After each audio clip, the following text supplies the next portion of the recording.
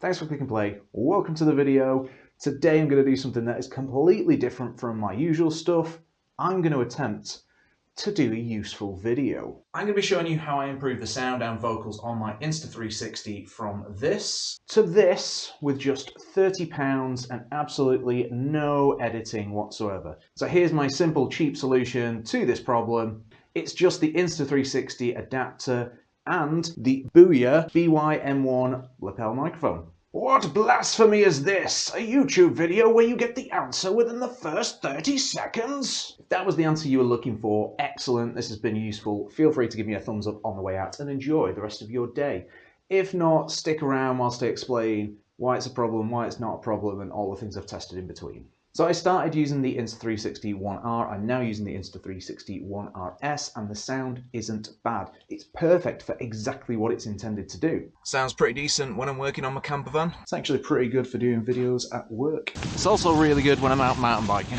I started using mine for vlogging when I was doing my camper van videos about 2 years ago, and ever since then I've wanted to up the quality for my YouTube videos without going out and spending £200 on a Rode wireless lapel mic. So the first thing I got was the Insta360 microphone adapter, and I used it with my lapel mic, which I use on my phone all the time, but nothing happened. So then I tried using my shotgun mic with this adapter, and the results weren't too different to the microphones that are built into the Insta360, which is really weird because even though that is a cheap shotgun mic, it works really well with other cameras I've played with. Did also test out a USB-C lapel mic. It was a cheap one, and the results were about the same as using the shotgun, which is not much higher than just using the microphones that are built into the Insta360. Now, when I upgraded to the Insta360 One RS, I thought, let's give this another go. It's a newer model, it might be better. But the results were actually worse. But when they released the new Insta360 One RS, they also released a new microphone adapter.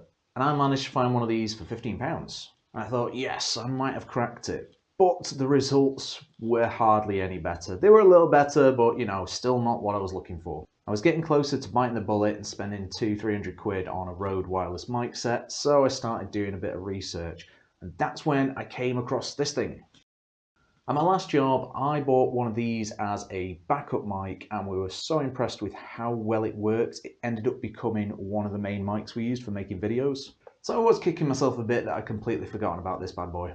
When you first look at it, it does look really cheap. When I compare it to my other lapel mic, it looks so cheap. My original one is made out of metal, it unplugs, it looks really cool, whereas this one looks tiny and looks like it could break. It also comes with lots of cheap plasticky wiring, which does get tangled up quite easily, so you need to be on top of that. The big difference between the two of them is the Booyah has a battery compartment, so you can turn the power on and off. Obviously on the Insta360 adapter, the microphone's not getting enough power to register the mic, or not getting enough power at all. So regular lapel mics aren't going to work. So this thing will work on your smartphone if you turn the power off, and it should work fine. But if you're using some sort of camera equipment, you do need the battery turned on, and these are the results that you get. So just as a quick demonstration again, this is what it sounds like going through the Insta360's onboard microphones. And here's what it sounds like once I've plugged the Booyah mic back in.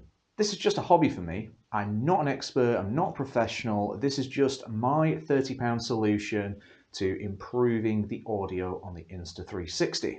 I know there's probably quite a lot of solutions on improving the sound on the Insta360.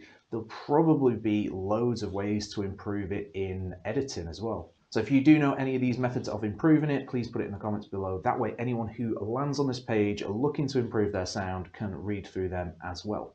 And if there's no other comments on improving the sound, I'll just assume I'm a genius. I'll put some links in the comments below for the two things I've purchased, although I think they have gone up slightly in price since I last bought them. But by the time you're on this video, they might have gone slightly down in price. And these aren't affiliate links, I'm not getting paid for this or anything.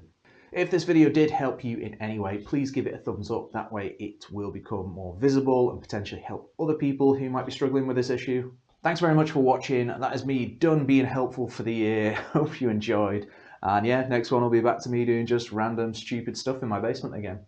See ya!